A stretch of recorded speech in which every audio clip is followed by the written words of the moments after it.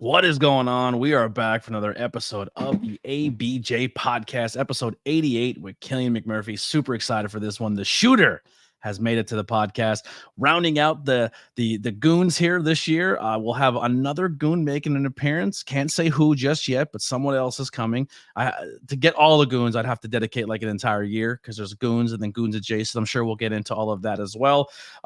So make sure you check out the links below to follow all things ABJ, grab some merchandise, as well as everything for my guests, their new YouTube channel, their merchandise pages, everything like that will be linked below that you can go and support them and follow them on all social media.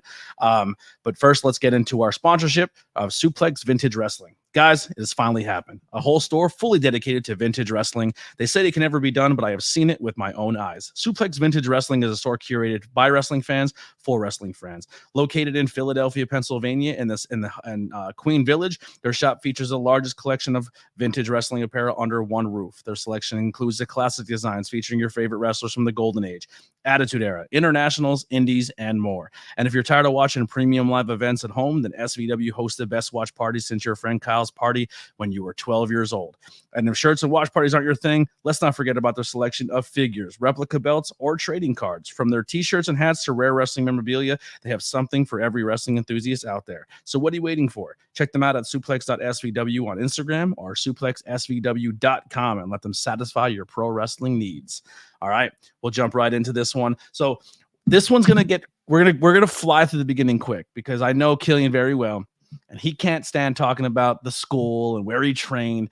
He's become very let's say bored with those questions, and he's very numb to the business, and he's such a creative mind. He comes and he wrestles and he does a job, and I guarantee you're entertained every single time, but there's more to this guy than just the professional wrestling aspect. And I can't wait for you all to hear it and how just his mind is just funny, super entertaining person, has been someone who, since I've been in the business in my short time, has always been very welcoming, helped me out with so much stuff.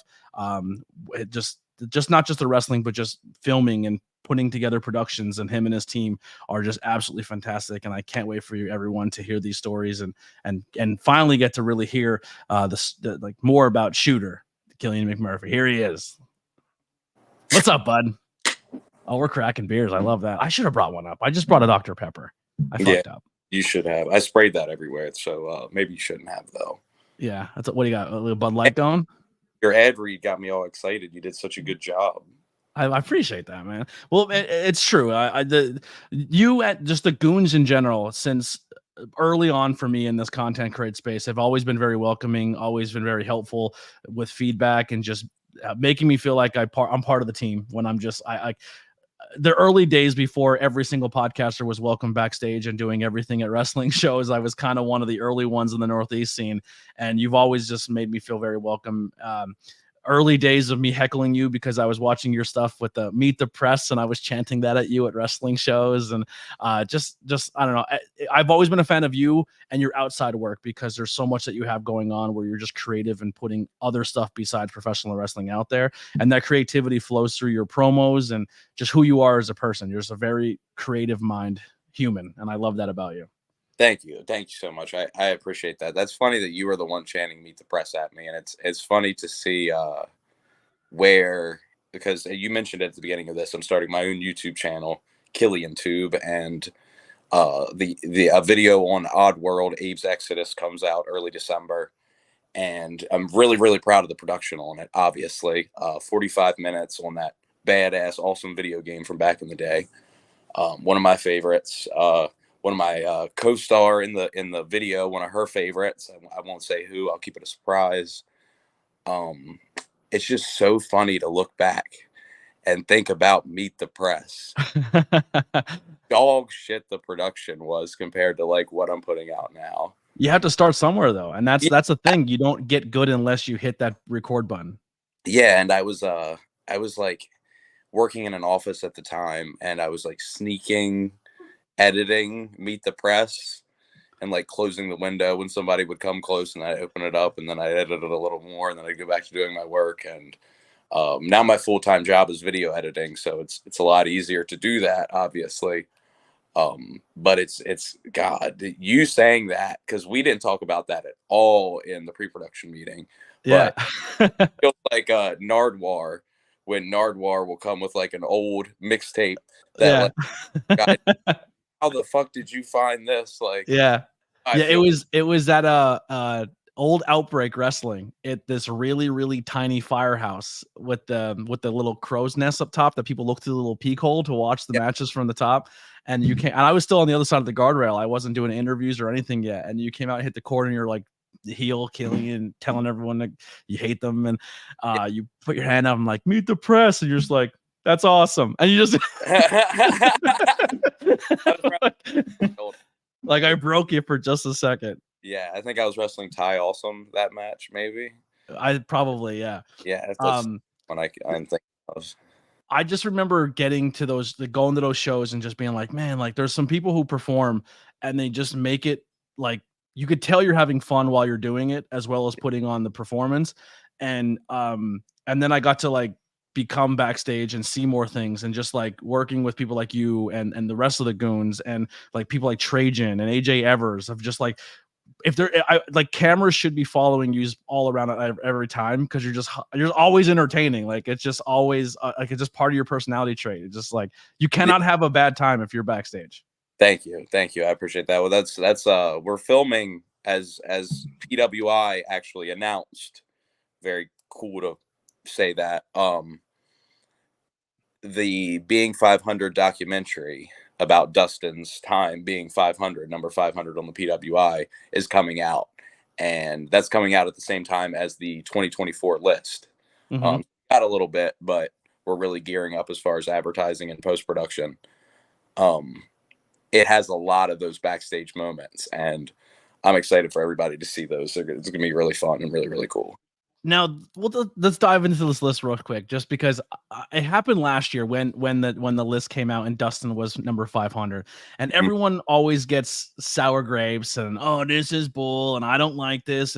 But at the end of the day, the PWI has formed itself and like it's an opinion based thing, right? They're fans. They're fans of the business. They make a list. It's their opinion. It's half kayfabe. It's half this. It's half that.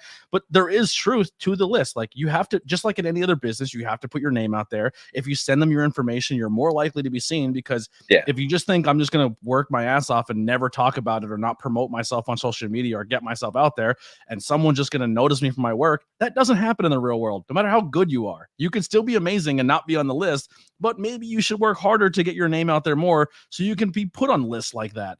But I think Dust being put into this, and I didn't get a chance to talk to him about this because it was recorded beforehand, but like that shows you that professional wrestling, there's so many layers to this and there's so much that you can do in this business besides just going in and being an in-ring performer. So for a guy who does matches but also is a buddy, he likes the term buddy, not a manager, but being someone ringside that and also you guys put the work in of your storylines and your promos and everything like that, that deserves a spot in a list just as anything else does on this on in this world of professional wrestling.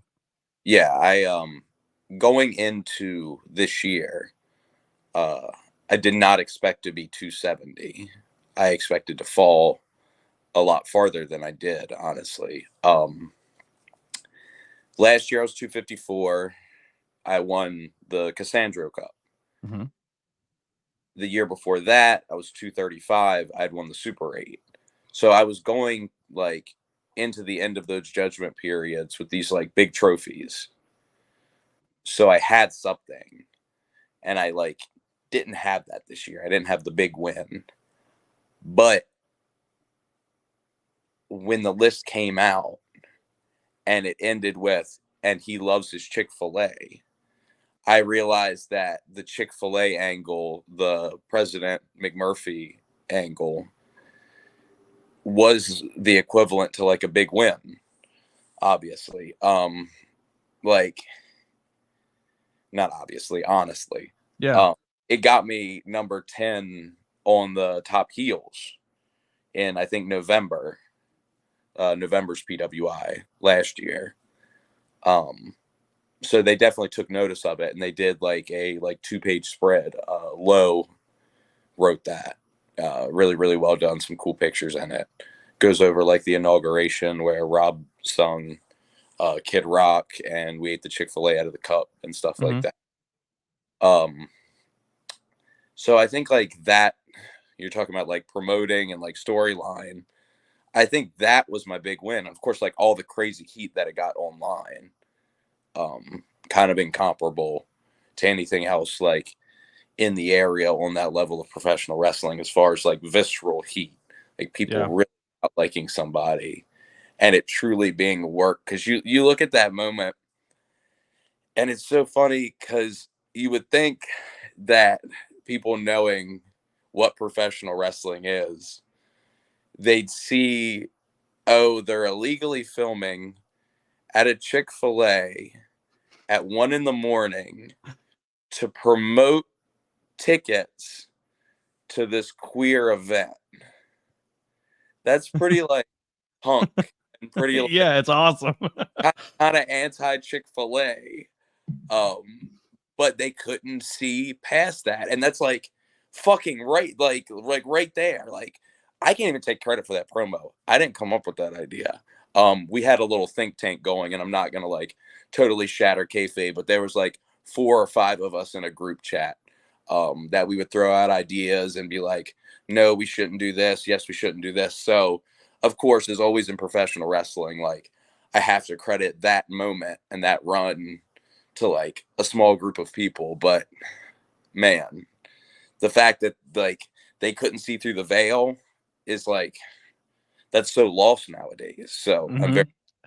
And I feel like if they follow you more in your career, they would understand that. And one of the things that like I don't know how to word this without coming like I don't want to come off negative or anything because it's definitely not a negative connotation at all. But like you are part of the community, but it's not the forefront of who you are as a person either. It's not something like I don't want to say you don't take pride or anything like that in it, but it's like if you never knew that, you would never know because it's not something you put out there very often either.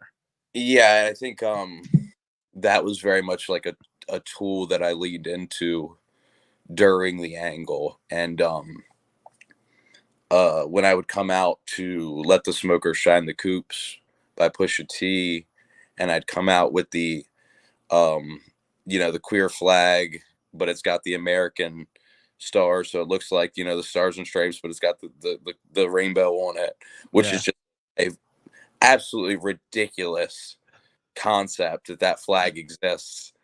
But like those things together in particular, I think are kind of that twisted reflection of how people use queerness a lot of in professional wrestling, if that makes sense.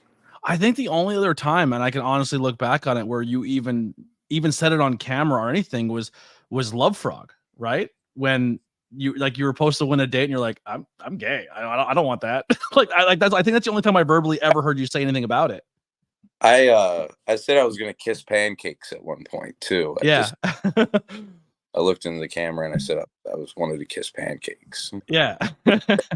Made air, but like because a lot of times if someone is part of the community, especially in old school wrestling, and it's crazy how much has evolved between women wrestling or people of color or people in the LGBT community. If you were a open character or your character was flamboyant, it was immediately heel, and you play a heel and it has nothing to do with that at all. You're just a heel wrestler.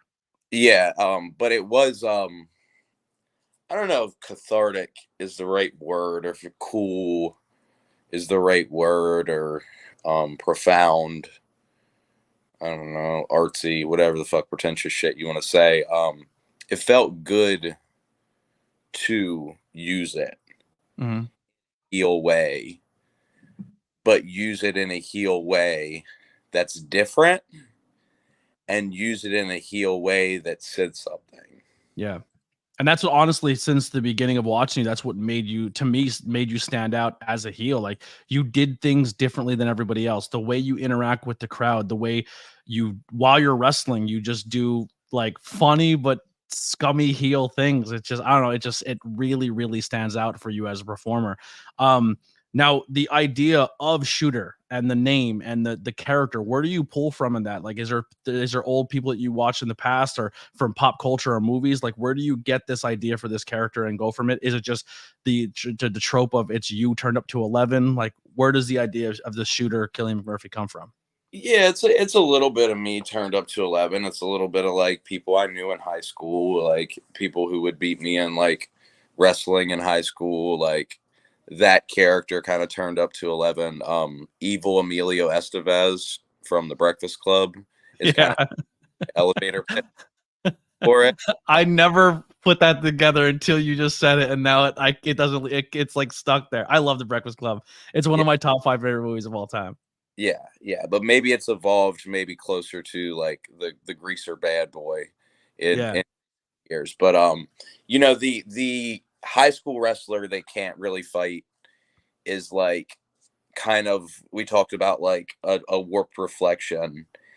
A lot of professional wrestlers like carry themselves like they're very badass, and they might even be able to like roll a little bit, but we're all professional wrestlers, if you know what I mean. yeah, yeah. uh, so They're more theater kids than they are star quarterbacks.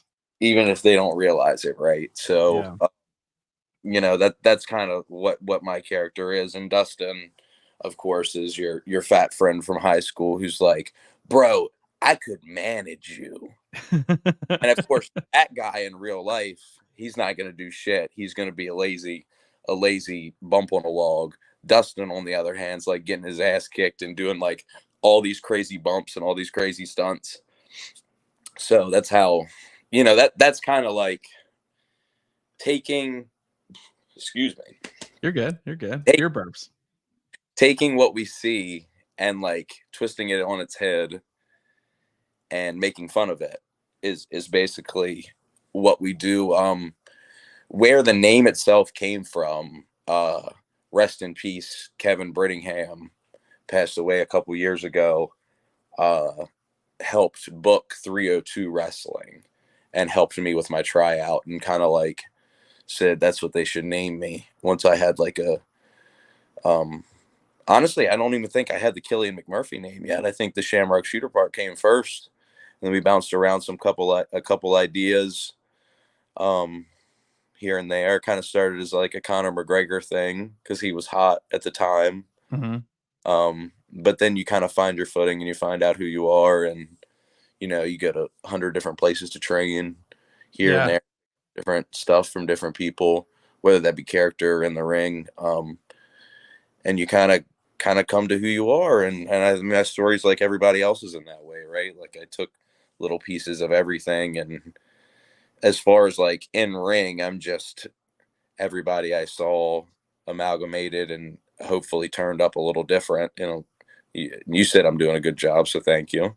Yeah, no, I honestly like your style of wrestling. I can't be like, oh well, he pulls that from there. Like it's just, I don't know. It's a Killian match. I don't know. I don't know how else to like describe it. Just like it's it's it's it's good. Like you can go out, like obviously you watch the Super 8 and you can go out and have a serious match, and you can go out and work a 60-minute barn burner and do all that stuff.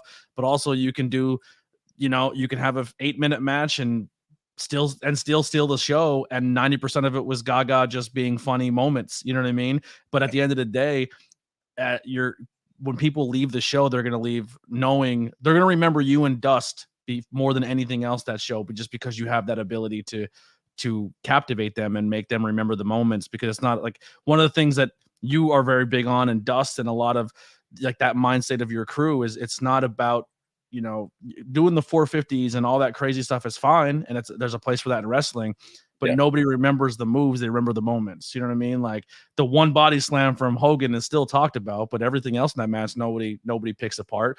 Yeah. Sean had an amazing career, but he's always known for throwing Marty through a barbershop window, and that's a skit. You know what I mean? And that's kind of where you and, like I said, like the Trajans and the Tommy Vexes and all those of the world, where you're all amazing performers and can wrestle in between the ropes better than anybody else in the world. But you also have that mindset of the creativity of being more than just that, and pulling out the characters and the stories, and just kept getting the crowd's attention immediately. Well, don't keep saying all this stuff about me being able to go an hour and work rate. Yeah, I don't. No one booked that. No. Yeah, promoters keep booking me in these Rumble matches, and they take me and they put me in first, and then I'm in the last 2, or I'm in the last 3, or God forbid I win and I have to stay in there for an hour and a half. So I don't know when this rep got out that I'm that guy, but I don't need you to continue to portray it. I'm just saying it could be done. You know what I mean? Like, you're not being an edgy promoter saying, I want to make Killian work crazy tonight because I don't know if he can do it. He can do it. But you're gonna get more to Killian if you just kind of maybe let the leash off a little bit and let him do what he does. I promise you're gonna get more out of that story, and he's gonna make your promotion better if you give him more creative freedom. Yeah, no, I mean, I'm also grateful for those moments, of course, like Cassandra Cup coming in first and being able to work with everybody was really cool. But yeah, it's exhausting for sure. Yeah. I still think I seen some photos over the weekend. He put some tights back on after saying he was going to walk away from the business. Avery Good looks like he's putting boots on again, or maybe coming close to putting boots on. I feel like that match needs to happen again. Yeah, hopefully so. I had kind of come to terms with the IWTV title match where Dust was going to hit Yuta. And then, Avery comes in and gives Dust the big DDT on the belt and takes him out of the match.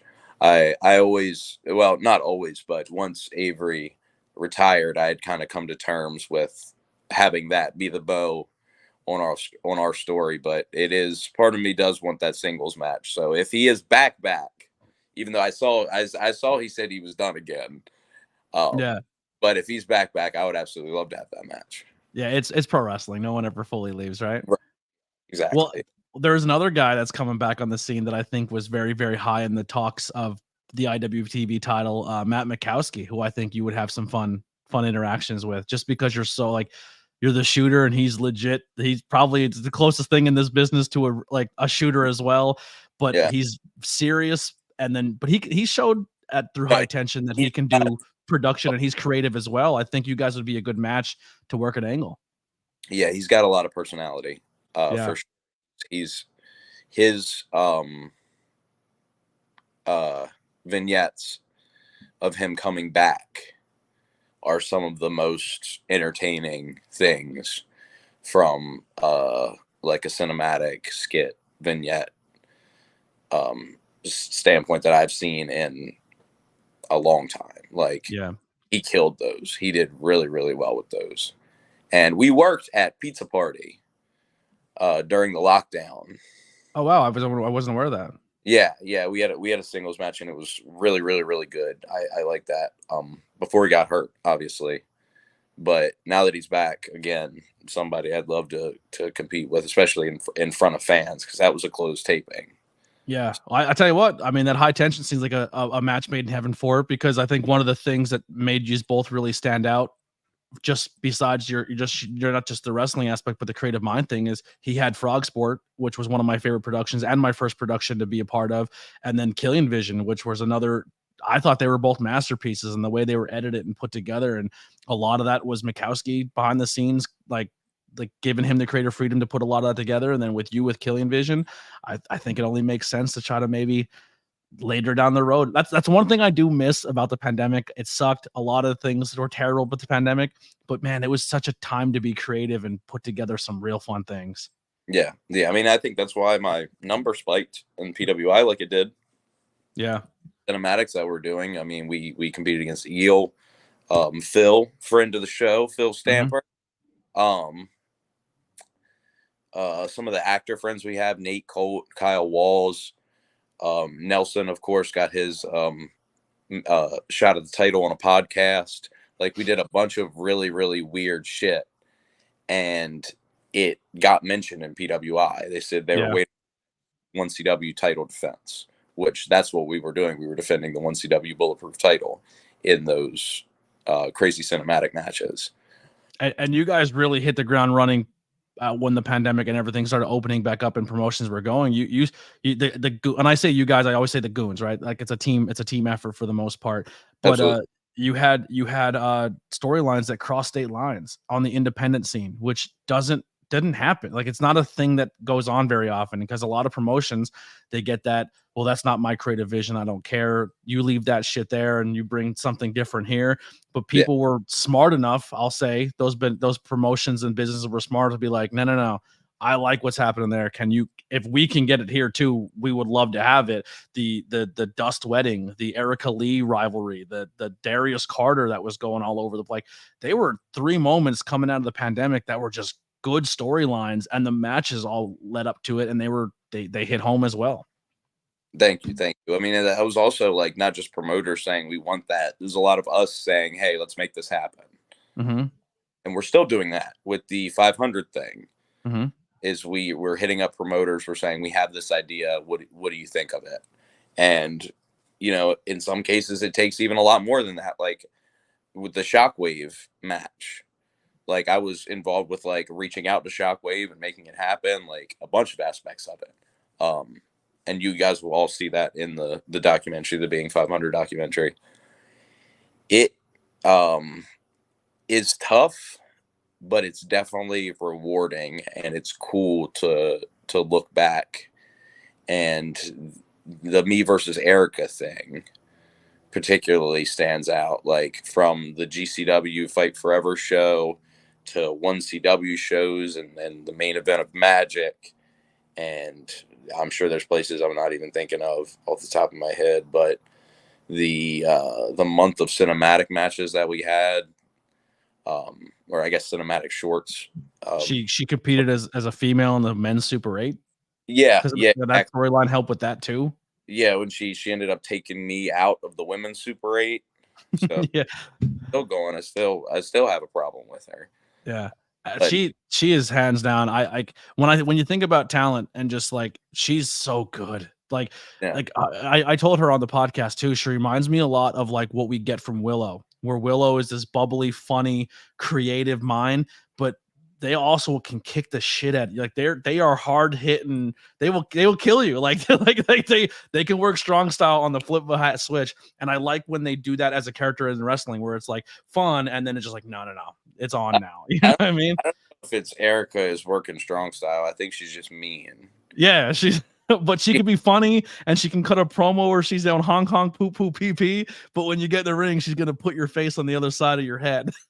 Yeah, she hits me hard in particular, and it hurts every single time when people laugh, cheer, and when I hear that goddamn Crazy Taxi song, I freak the fuck out in my head every time. And you see me. I mean, it's happened in like 2 different Rumbles and like like multiple segments. I freeze and I look at the camera, and it's all legitimate. I'm like, God damn, I have to deal with this bullshit. And she comes down there swinging every goddamn time. And I don't know if it's like, because the first time we worked, I plucked her with the clothesline in the finish, and ever since then, she's just not giving a shit about my health at all. And I try to protect myself, but I was like, but I don't know if it's because I nail people with the clothesline, they don't give a shit about me. But no, it's nothing strong style. She's just fucking mean. Yeah, I love it. Well, that's the thing too, is like everyone loves strong style, right? And everyone's like they talk about how they love watching New Japan. They love when 2 guys go out and just beat the dog shit out of each other. But the second it's done in women's wrestling, it's like, they're unsafe, they work stiff, like they're bad for the bit. It's like, what are we talking about? Like, it should just be accepted just as much as the other ones. Like, I don't know. I'm a fan of it. I think she's someone, if the right people see her, I think the sky's the limit for her. There's no reason why she shouldn't be on TV weekly. Who, like, talking about some of those rivalries and some of the people you work, if you can look back on just and take a snapshot of where you're at right now, who are some of your favorite rivals that you worked with, or some people that you got to like exchange with or put those storylines together, or someone that you think is when you're long said and done, like you're never going to shake this person as a rival? Erica. I mean, you got to mention Erica first and foremost. Yeah. We kind of covered that one. That was probably crazy in your headphones. I'm sorry. No, it was fine. That was fine. Good. I did a beer podcast for 4 years. I don't mind the sound of a cracking can. Good. Edith, I think, is definitely something. You mentioned her a little bit in passing with the Chick-fil-A gay president angle. I think she is definitely like somebody who, not just production wise, but I've had great matches with, going all the way back to the semifinals of the first Cassandra Cup. Those two, I've been wrestling Primal Fear a lot, all over the place with the Goons. I don't know if they've quite hit that Edith and Erica level of competitive yet, but at the beginning of season 2 of Fight Pro on IWTV, Miles and I take on Primal Fear. I love And that.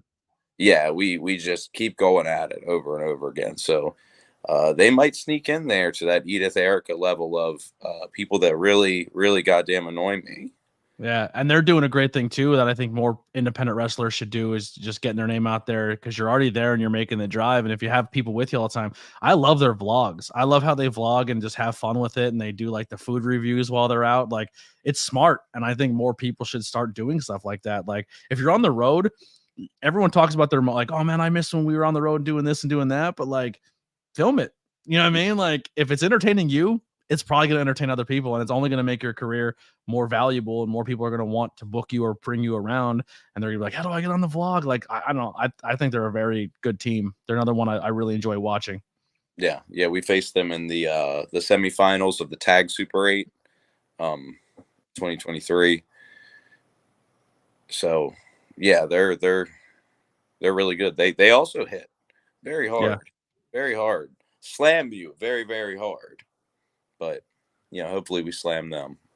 When did you make that turn from in your career where it's like I'm gonna stop doing what everybody else is doing from the standpoint of just trying to like do that style of match and that almost cookie cutter, go out, wrestle your match, do that? When did you say like, all right, like I don't want to say when you became jaded, right? But when you kind of became like, I want to bring more career. Like when did that switch hit? When was that moment in your career when that all kind of came together? You're like, I'm just gonna if I'm gonna do this and not be like not miserable, but I'm bored with it because like that's essentially what it comes down to.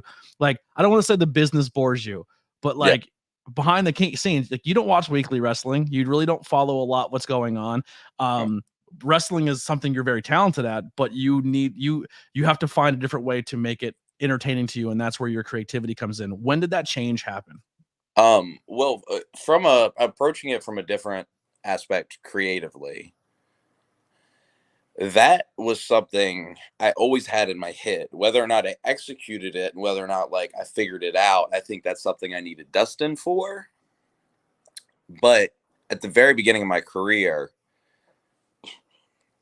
my original trainer, Dirty Sonny Deeds, worked Shane Douglas in a series of 3 matches in Delaware in 3 different promotions, which is kind of cool.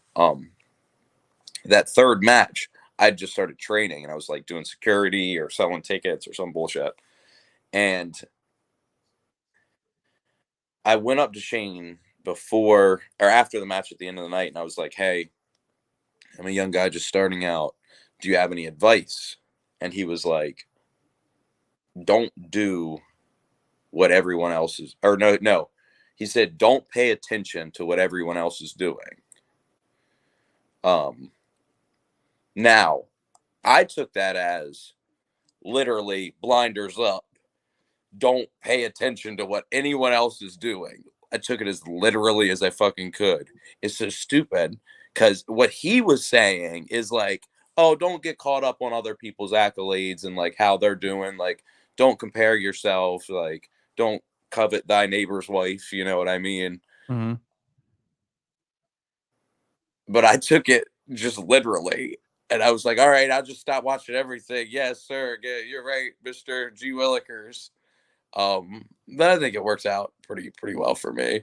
Yeah, totally does. And I think that the hardest thing is just trying to find or get to that point where promoters trust you enough to give you that creative freedom. Because once again, like a lot of these promoters, they put a lot of time, effort, and their own money into running a wrestling company, and then some guy comes in or some talent comes in and they're like, I have an idea, and they're like, no. Yeah. So like, how do you build that respect or that ability to like, because someone has to give you the shot to do something creative, and then other people see it and be like, I trust his process, because that's essentially what it comes down to. You have to earn that respect from that one person to get that opportunity to do it. I mean, yeah, it's all about just like building blocks, right? Like you just ask until you get the first step and then you get the next step and people see that and you get the next step. Like, I remember like when we had the Christmas special that MCW aired,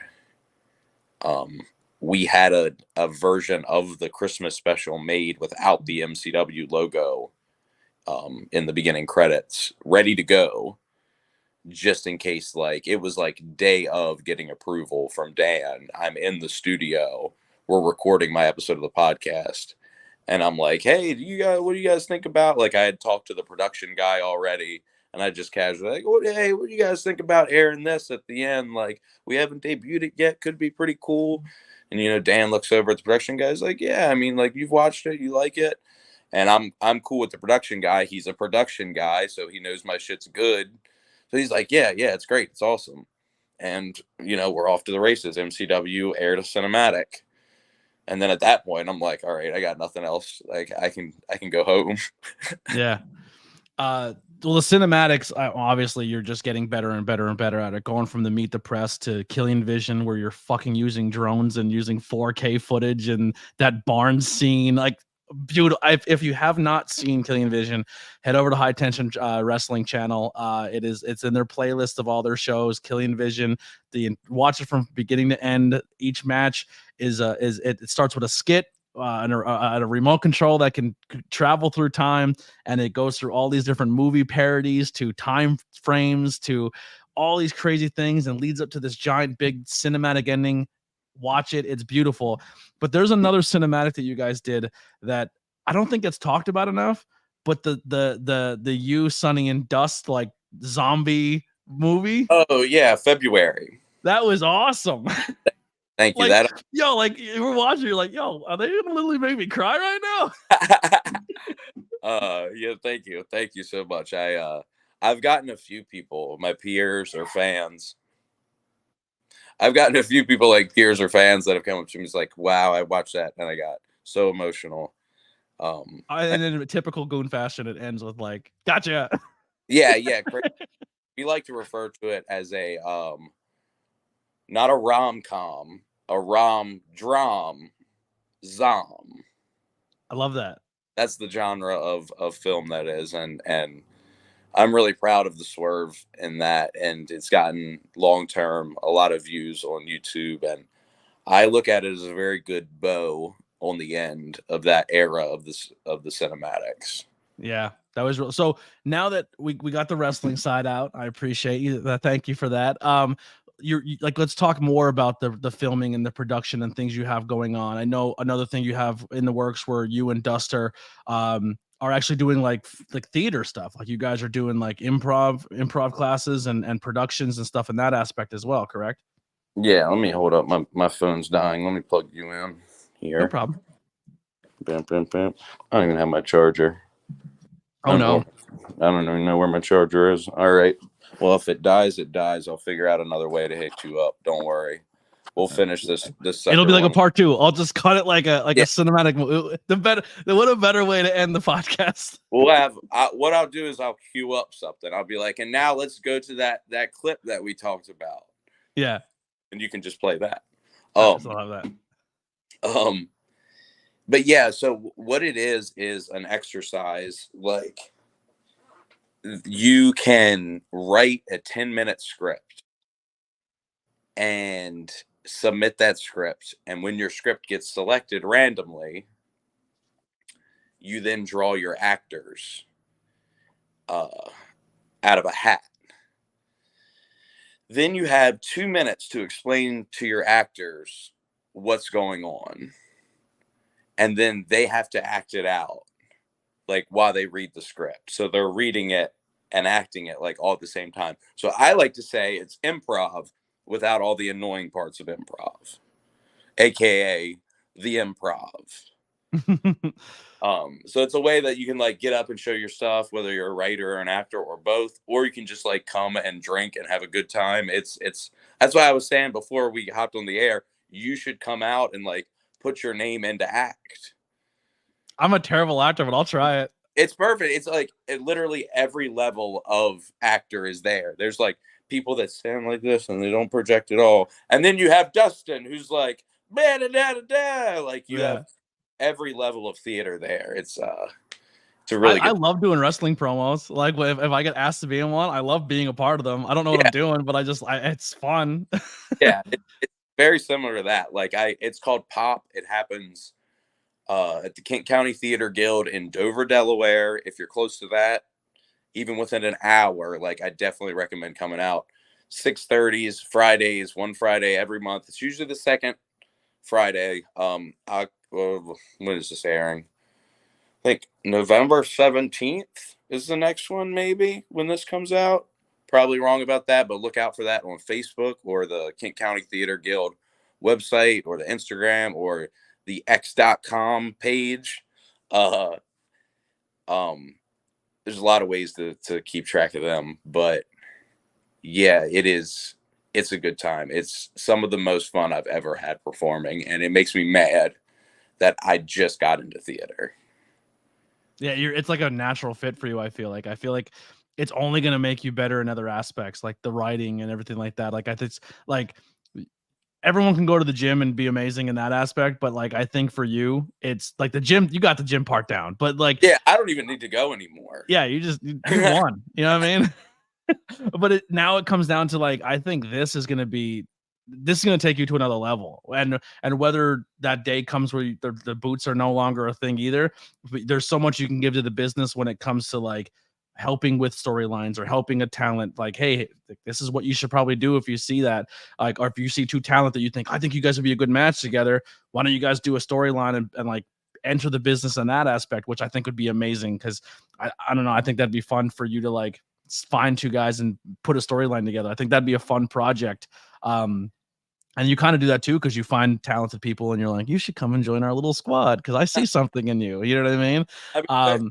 That's more so just our friends. Like everybody Yeah. who's ever is just like somebody we're already close to. Like Nelly. Like to a lot of people, Nelly has just joined the Goons, but in reality, if you go back and you watch promos on my YouTube page, he's the very first person to like when we were the boys. Yeah. Or we were even the boys. He was like, Killian, I want to be your tag partner. And then from there, we added AK, and they're Bad Banks, who eventually, like, during the pandemic, dropped out of the group. Which that was like such a good storyline that ended up being lost footage. It's the most frustrating thing in the world, but lost footage in wrestling, the most surprising thing ever, right? Yeah. It's so sad. And I know we're completely off track now. No, there's no track. I'm having a blast. Yeah, I'm just fucking code to die out with a mid point. It's so sad that pro wrestling, other than maybe commercials, might be like the industry where there is just the most lost media, just a unfathomable amount of lost media, and it's happening all the time still. Like a lot of industries, we're in the age of the internet. It's so easy to preserve things, but somehow, some way, we are still losing independent wrestling footage all the time. It's crazy. Yeah, especially when people. One of the things that like drives me so crazy is when like, and I understand why it happens, but it's like you go to a promotion and you work so hard to like put together a storyline for 3 years, and then the owner of the company goes and does something scummy, and then you lose all your footage because they don't want to be attached to that person. It's like, man, like it's almost like the Penn State case, right? Like everyone loses their records of how many yards and stuff they did because the coach was a scumbag. It's like the running back had nothing to do with it. You know what I mean? Right. Like Exactly. yeah. I mean, that happened for a while there. A lot of promotions where just all the footage was just scrapped because there was scummy people, but it's like the people who put the work into those productions are so important, and it's like their growth and their evolution. Like I couldn't imagine being in the industry and putting together all these matches and storylines, and then 5 years of your work at a company just gets deleted. Like that's gotta be heartbreaking. Yeah, honestly. And I'm always afraid that I'm gonna no. SteamYard just gave me a weird prompt to increase the storage on my phone. Really? Yeah, I was like, why would I do that? Yeah, that's weird. I'm always afraid, because it happens, that I'm gonna rub a promoter the wrong way, and then they'll just like delete my shit. So I screen record everything. That's what I do. I have you know, a million programs to do it, but I just download shit off YouTube or whatever. Yeah.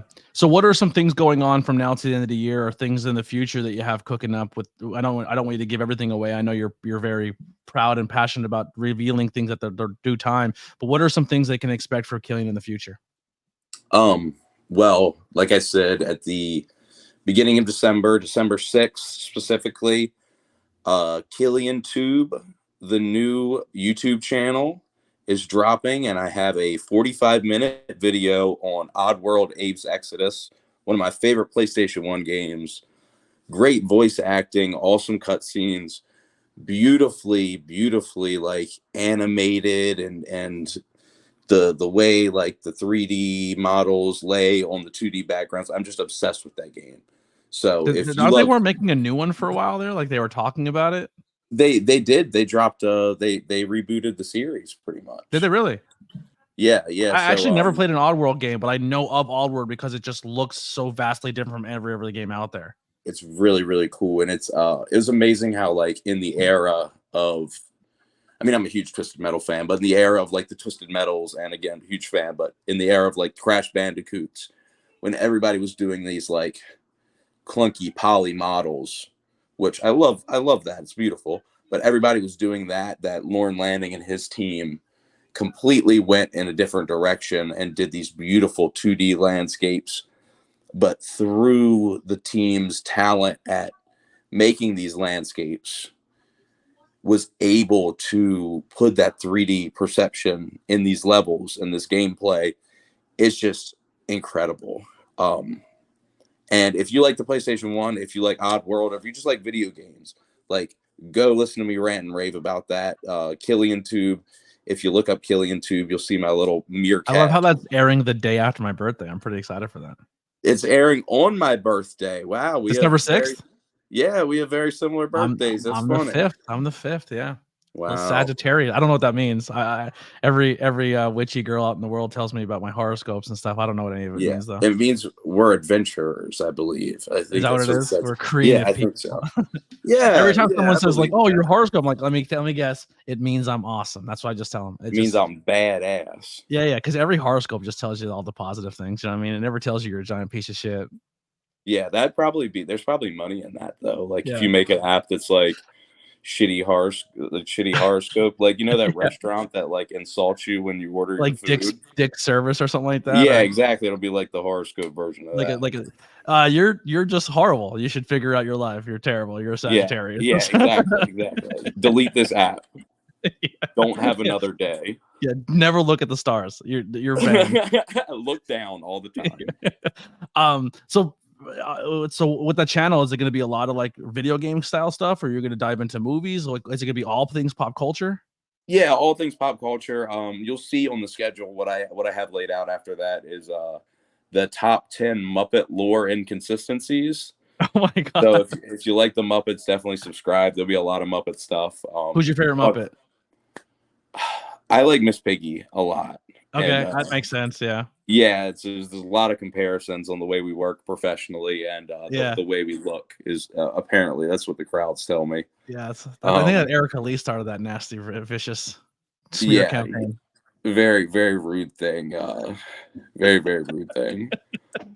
But I really like Statler and Waldorf, of course. Just me and Ellie at any show. Yeah.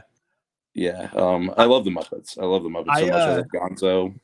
Getting off topic real quick again, because it just popped in my head. I realized, and I didn't know I had it until actually Dust told me on his episode.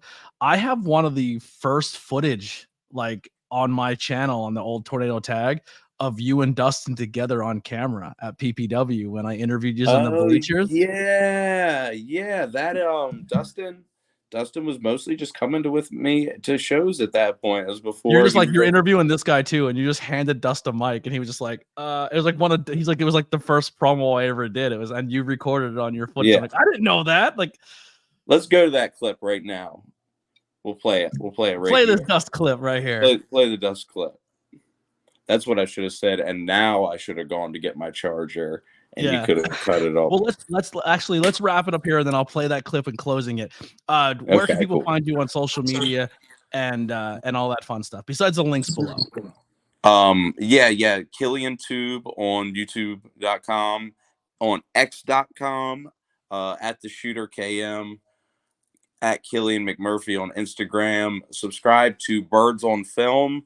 Yes. They are about to drop the Five Nights at Freddy's episode. Might have already happened by the time this YouTube. They've went through their whole month of Nicolas Cage. Yeah, we did a whole month of Nicolas Cage. That was absolutely exhausting. But we are deep in the Five Nights at Freddy's. Birds on Gaming should be out by now. That's Bird playing Five Nights at Freddy's for the very first time, and getting a little mad, getting a little scared, going through the whole range of emotions. And I need more goons playing video game streams. That needs to be a thing. Thank you. Her especially. She's a absolute crazy person. I love how Erica just tears apart some of my favorite things. Like when she was making fun of Evil Dead, I was just like laughing, but also hating it. She's like, this whole amazing thing, and he just goes groovy, and I was just like, that's amazing. Justin's like, that's awesome. Please go check out Birds on Film. It is so wildly entertaining. It's so good. Yeah, what I love personally, if I can rave it a second more. What I love about Birds on Film is it's a film bro. And just the complete antithesis of a film bro. Yeah, she overanalyzes it. She does, and at the same time, she like will just look at something completely on face value and be like, matter of fact opinion about it. Yeah, in a way that like my pretentious ass or Kyle's pretentious ass or Eel or Dustin or anybody else who's ever appeared on the channel, we could never see that point of view for a film. So it's like, I love them. Shout out to them. They're over 200 subscribers now. If you're watching this, please subscribe to Birds on Film. Subscribe to Killian Tube subscribe to Killian Tube 2, of course. But like, they're doing great work over there. I love Birds on Film. I remember a High Tension, and we'll wrap it up here, when you guys were talking about watching every Ernest film, and I kind of asked Erica about that. She goes, I'll never do that. I hate that. I doubt she'll even watch a single Ernest film. For sure. I'll watch an Ernest film. All of them. Yeah. Ernest goes to jail. I have to go back and watch some of the old ones. Next year, maybe it'll be a Jim Varney Spotlight September. I love that. Well, listen, cursed. Killian, thank you so much for this. I absolutely love chatting with you. Once the channel drops, maybe early next year, we'll do this again.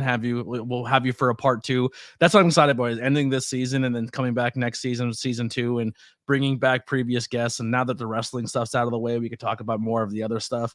I got a very, very, very big video dropping in April, May of next year. So maybe I can come on and promote that bad boy. Please do. That is going to be a feature-length masterpiece. And I don't want to talk too much about it, but I'm very proud of it. I have one sponsored question. Logos by Hunter has been helping me out a lot, making logos and trying to help me get some merch thing out of there and help me through these trying times of my life collapsing. His question is, and he asked everybody the same one, is if you can write a younger letter, a letter to your younger self, what would that letter say? Don't call her back. Don't call her back? Don't call her back. That's it. That's all right. No, I don't. No details. Just leave it right there. Details. Just don't call her back. Well, that's how we're ending it. We'll see you guys next time. But everybody out there, that goes for you too. Don't call her back. Don't do it. Don't do it. Keep the best advice you'll ever hear. Make that a t-shirt. Don't call her back. We're out of here. ABJ Podcast, episode 88. Killian McMurphy, the shooter.